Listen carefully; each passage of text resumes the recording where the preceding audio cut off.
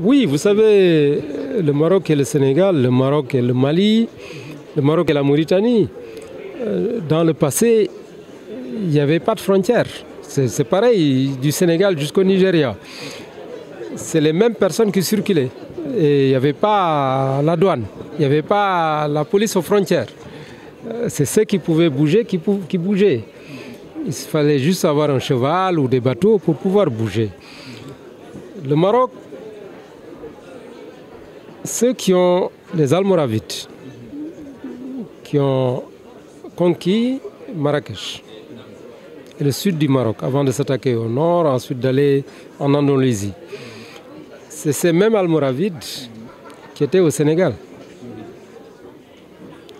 Abou Bakr ibn Omar, qui est le vrai fondateur de Marrakech.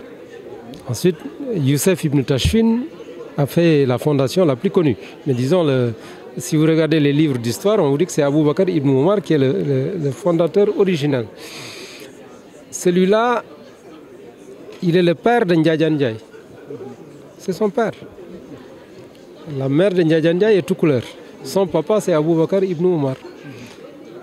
Donc, on peut dire que celui qui a ouvert Marrakech, c'est le même qui est le père du fondateur de l'Empire du Jolof. Donc ça crée un lien. Donc historiquement, le lien est là. Ça ne date pas du 19e siècle. Très souvent, on parle de Tariqa Tidjaniya au 19e siècle. Non. Dès le 11e siècle, il y avait ce lien déjà.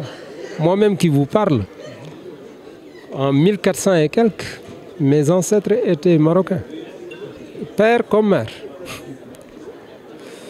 On a traversé la Mauritanie, on est venu au Sénégal au XVIe siècle.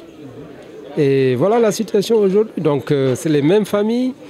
Plus tard, dans le XXe siècle, vous avez eu les familles marocaines qui sont installées à Saint-Louis, les Berada, les Benjaloun. Vous avez beaucoup de Sénégalais qui sont Berada ou Benjaloun, dont le papa est marocain, mais la maman saint-louisienne.